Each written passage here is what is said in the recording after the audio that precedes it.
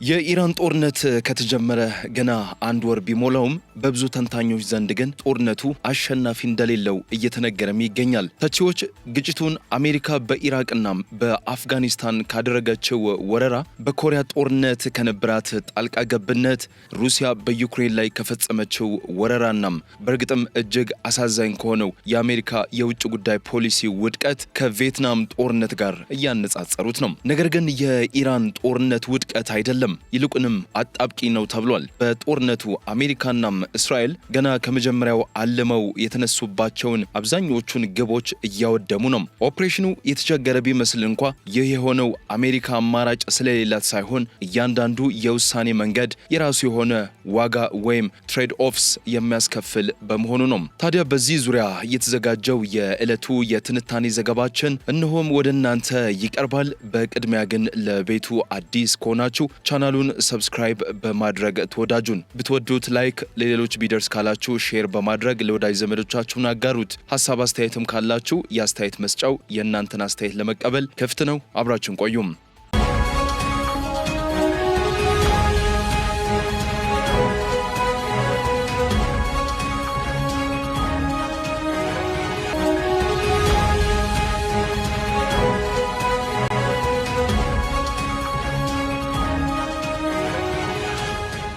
የአሜሪካው ፕሬዝዳንት ዶናልድ ትራምፕ በኢራን ላይ ጥቃት መከፈቱን ባበሰሩበት ወቅት አራት የጦርነት ግቦችን ጠቅሰው ነበርም። እነሱም የኢራንን ሚሳይሎችን ማውደም፣ የሚሳይል ኢንዱስትሪዋን ማፍራረስ፣ የኢራንን ባህር ኃይል መደምሰስ፣ ኢራን የኒውክሌር መሳሪያ እንዳታገኝ ማረጋገጥና የኢራንን ተላላኪ ቡድኖች ወይም ፕሮክሲ ኔትወርክ የቀጠናውን ደህንነት ማናጋት እንዳይችሉ ማድረግ የሚሉ ናቸው።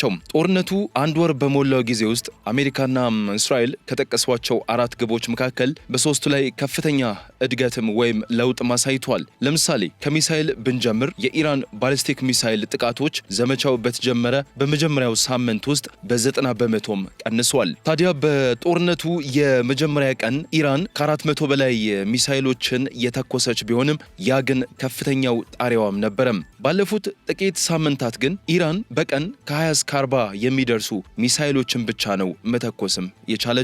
እነዚህ ቁጥሮች በዝርዝር ለመረዳት ኢራን ወደ ጦርነቱ የገባችው ከ2500 እስከ 6000 የሚገመት የሚሳይል ክምችት ይዛ እንደነበረም ማስታወስም ይገባል። አሁን ላይ ከ1500 በላይ የሚሆኑት ጥቅም ላይ የዋሉ ሲሆን ቁጥራቸው በውል የማይታወቅ ሌሎች ሚሳይሎች ደግሞ በአሜሪካና በእስራኤል የአየር ጥቃት ወድመዋል። በተጨማሪም እስራኤል 70 በመቶ የሚሆነውን የኢራን ሚሳይል ማስወንጨፊያዎችን ማውደሟን ወይም ከጥቅም ውጪ ማድረጓን ስትገልጽ፣ አሜሪካ በበኩሏ ደግሞ የኢራንን የጦር መሳሪያ ማምረት አቅም 2/3 ያህሉን ማውደሟን ይፋ አድርጋለች። ታዲያ እንደ አውሮፓውያን አቆጣጠር በመጋቢት 30 እስራኤል ተጨማሪ በደርዘን የሚቆጠሩ የኢራን የመከላከያ ኢንዱስትሪ ተቋማትን መምታቷንም ይፋ አድርጋለች። ኢራን የማምረት አቅሟን በአጭር ጊዜ ውስጥ መልሳ ማነቃቃት ካልቻለች አሁን እያደረገች ያለውን የሚሳይል ጥቃት መጠን እንኳ ቀጥላ ለማስኬድ ትቸግራለችም። ይህ የመዳከም ሁኔታ ሁለት ዋና ዋና ውጤቶችም ሊኖሩትም ይችላሉ። ኢራን የማምረት አቅሟን በአጭር ጊዜ ውስጥ ካላጋገመች አሁን ያለውን የሚሳይል ተኩስ መጠን እንኳ ለማስቀጠል ውሎ አድሮ መቸገሩ አይቀርም። በብዛት በእጇ ላይ በሚገኙትና ለማምረትም ቀላል በሆኑት ድሮኖች ላይ የበለጠ ጥገኛ ልትሆን ትችላለችም። ሆኖም ግን እነሱ ዝቅተኛ ከመሆናቸውም በላይ በአየር ላይ በቀላሉ ተመተው የሚወድቁም ናቸው። የድሮን ጥቃቶችም ቢሆኑ ጦርነቱ ከተጀመረበት ጊዜ አንጻር አሁን ላይ በከፍተኛ ሁኔታም ቀንሷል። ጦርነቱ ካበቃ በኋላም ቢሆን ኢራን ድሮኖችንና ሚሳይሎችን የመገንባት አቅም ይኖራታል። ምክንያቱም የቦምብ ጥቃት መሰረታዊ የሆነውን የቴክኒክ ዕውቀት ሊያጠፋም አይችልምና። ነገር ግን ተቋማትን መልሶ ለመገንባት የሰው ኃይል ለመተካትና የአቅርቦት ሰንሰለቱን ወደ ቀድሞ ሁኔታው ለመመለስ ጊዜም ያስፈልጋታል።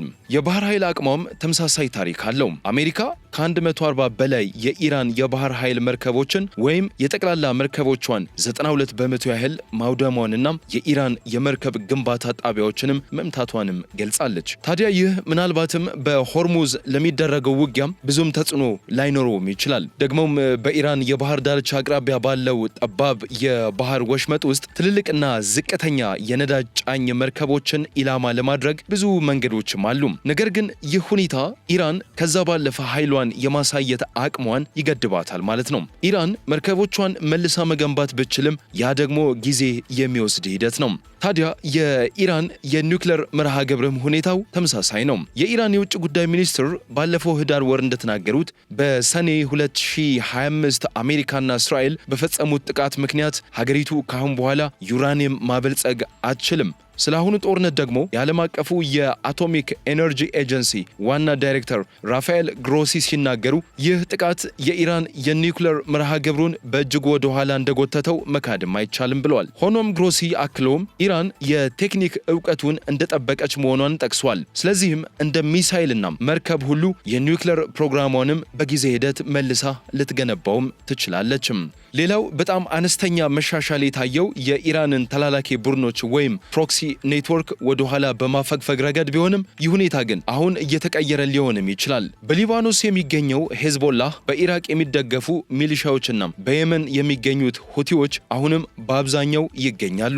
እንዲያውም ሄዝቦላህ በጦርነቱ ሂደት ውስጥ በእስራኤል ላይ የሚሰነዘረውን ጥቃት አጠናክሮም ቀጥሏል። በኢራን የሚደገፉ ሚሊሻዎች በመላው ኢራቅ የሚገኙ የኩርድ አካባቢዎችንና የአሜሪካን የጦር ሰፈሮችን በንቃት ኢላማ እያደረጉ ነው። ነገር ግን እዚህም ቢሆን ውጤቱ የተደበላለቀ ነው። እስራኤል በሊባኖስ የምታደርገውን ወታደራዊ ጣልቃ ገብነት እያጠናከረች በመሆኑ የሄዝቦላ ጥንካሬ በሚቀጥሉት ጥቂት ሳምንታት ውስጥ በጣም ተቀይሮም ሊታይም ይችላል። በዲፕሎማሲው ረገድ አሜሪካና እስራኤል አንዳንድ ቁልፍ ድሎችንም አስመዝግበዋል። እንደ ባህሬን፣ ኩዌት፣ ኳታር፣ ሳውዲ አረቢያና የተባበሩት አረብ ኤምሬትስ ያሉ የባህር ሰላጤው ሀገራት ጥምረት እንዲሁም ዮርዳኖስ የኢራንን ተላላኪ ቡድኖችን በይፋ ማውገዝም ጀምረዋል። የሊባኖሱ ጠቅላይ ሚኒስትር ነዋፍ ሰላም ለአሁኑ ግጭት ሄዝቦላህን ተጠያቂ ያደረጉ ሲሆን ቡድኑ ትጥቁን እንዲፈታ የሚያቀርቡትን ጥሪ በድጋሚ በማረጋገጥ የኢራንን አምባሳደር ከሀገርም አባሯል። በተቃራኒው ግን የኢራን ስልት ማለትም በቀጠናው የሚገኙ የአሜሪካ አጋሮችን በመምታት ትራምፕ ጦርነቱን እንዲያቆም ግፊት እንዲያደርጉ መፈለግ ውጤቱ የተገላቢጦሽ ሆኖባታል።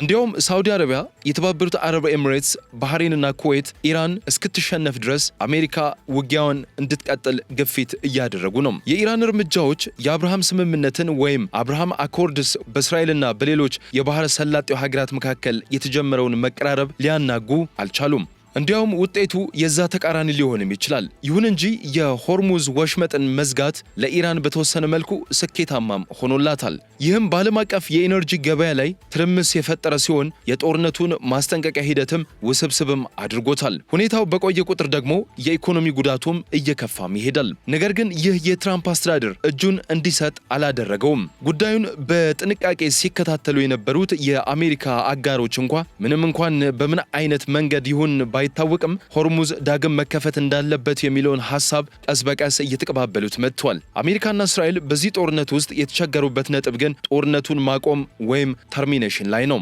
ሁለቱም ሀገራት የኢራን አገዛዝ እየደከመ ሲሄድ የኢራን ሕዝብ ተነስቶ መንግስትን ይገለብጣል የሚል ተስፋ የነበራቸውም ይመስላል። እስከዛሬ ግን ያ አልሆነም። ይህ ደግሞ የሚያስገርም መሆን የለበትም። የአየር ጦርነቶች አገዛዝን የመቀየር እድላቸው በጣም ጠባብ ነው። ለምሳሌ የኮሶቮ የአየር ጦርነት ለሰርቢያው ፕሬዝዳንት ስሎቦዳን ሚሎሶቪች ውድቀት በተዘዋዋሪ ምክንያት ቢሆንም ያ የሆነው ግን ጦርነቱ ካበቃ ከአንድ ዓመት በላይ ከቆየ በኋላም ነበረም። በተመሳሳይ የሊቢያ የአየር ጦርነት ሙአመር ጋዳፊን ለመጣል ረድቷል። ነገር ግን ይህ ሊሆን የቻለው የምድር ጦር እገዛ ከተደረገ በኋላ ብቻም ነበረም። በአጠቃላይ የቦምብ ጥቃት ሲሰነዘር ህዝቡ በነቂስ ከመነሳት ይልቅ ከባንዲራው ጀርባ የመሰለፍ ወይም ለአገዛዙ የመገዛት ዝንባሌም ያሳያል። በተለይ በኢራን ሁኔታ አገዛዙ በጥር ወር ውስጥ መንግስትን ይቃወማሉ ተብለው የሚታሰቡትንና ግንባር ቀደም ሊሆኑ የሚችሉ ከ30 ሺህ በላይ ተቃዋሚዎችን መጨፍጨፉም ይገመታል። ስለሆነም የአሜሪካና የእስራኤል ጥቃት አገዛዙን ወዲያውኑ መጣል አለመቻሉ